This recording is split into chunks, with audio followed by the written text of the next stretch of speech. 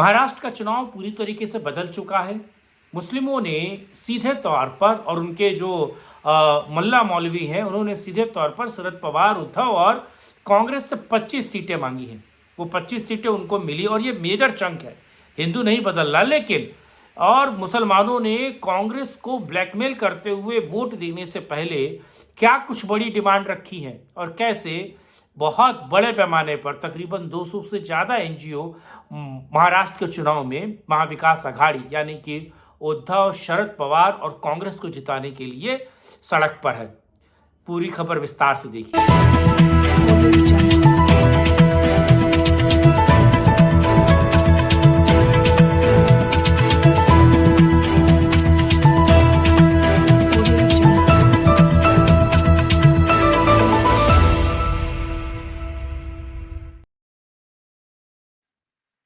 नमस्कार, मैं कुमार श्रीकांत आपका स्वागत कर रहा हूं।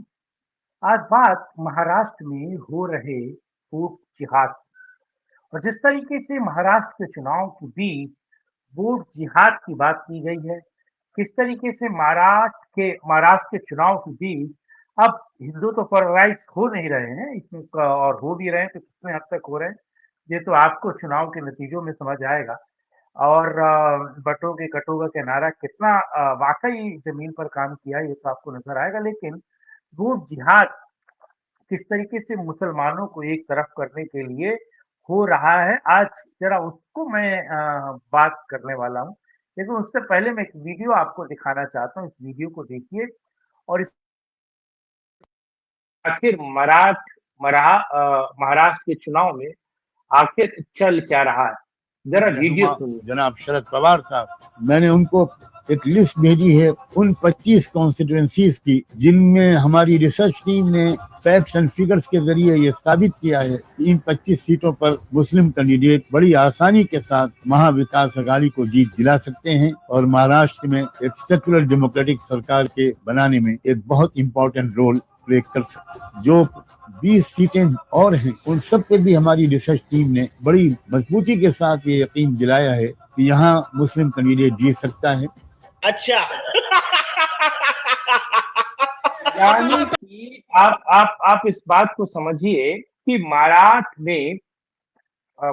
में किस तरीके से पूरा चुनाव मुस्लिम और गैर मुस्लिमों में होने वाला और जिस तरीके से मुसलमानों ने 2024 में भारतीय जनता पार्टी को हराने के लिए वोट दिया। इसलिए वोट नहीं दिया कि कौन पार्टी जीत रही है, बल्कि इसलिए वोट दिया कि भाई बीजेपी किस तरीके से हार सके, किस तरीके से वो साइडलाइन हो सके। तो ये सारी चीजें आप सोचिए, पूरा चुनाव केवल इस मकसद से नहीं हो रहा है कि सत्ता में आया जाए। सारा चुनाव या फिर ये जो एकजुट होना जो है वो इस तरीके से हो रहा है ताकि किस तरीके से बीजेपी को सत्ता में आने से रोक दिया जाए। और सबसे महत्वपूर्ण और सबसे खास बात, आपको पता है महाराष्ट्र के चुनाव में खास तौर से तकरीबन 400 से ज्यादा एनजीओ, अब देखिए जो जॉर्ज सोरोस के पैसे पे चलने वाले जो एनजीओ हैं वो किस तरीके से पूरे महाराष्ट्र के चुनाव को बदलने के लिए लगे हुए हैं। किस तरीके से महाविकास आघाड़ी, उद्धव ठाकरे, शरद पवार या कांग्रेस के लिए बैटिंग कर रहे हैं और वो सड़क पर नहीं बैटिंग कर रहे हैं, तो पूरे महाराष्ट्र में अलग अलग जगहों पर जाकर छोटी छोटी जनसभाएं, छोटे छोटे तरीके से पूरे महाराष्ट्र के चुनाव को प्रभावित करना, महाराष्ट्र के चुनाव को एक तरीके से जोड़ने का काम ये महाविकास आघाड़ी के साथ वो एनजीओ कर रहे हैं। और आपने ये वीडियो देखा और इस वीडियो से एक बात तो आप समझ गए होंगे किस तरीके से ये जो व्यक्ति है, ये जो मौलाना है, ये मौलाना किस तरीके से पूरे महाराष्ट्र के मुसलमानों को कह रहा है कि 25 ऐसे सीटें हैं जहां पर तुम मेजर चंक में हो, यानी कि तुम ऐसी स्थिति में हो कि जिसको चाहो उसको हरा सकते हो, जिसको चाहो जिता सकते हो। और ये बात कही जा रही है, ये बात सीधे तौर पर उद्धव ठाकरे, शरद पवार और कांग्रेस से कही दी गई है। दूसरा, एक पूरे महाराष्ट्र के चुनाव में आपको पता है एक लेटर घूम रहा है जिस लेटर में कहा गया है कि उद्धव ठाकरे, एनसीपी या फिर कांग्रेस से मुसलमानों ने और मौलवियों ने ये डिमांड की है। और वो डिमांड क्या है?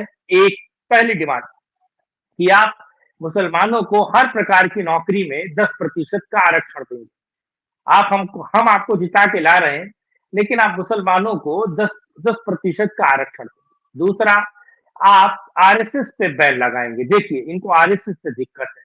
सीधे तौर पर यह क्या कह रहे हैं, आप आरएसएस पर बैन लगाएंगे।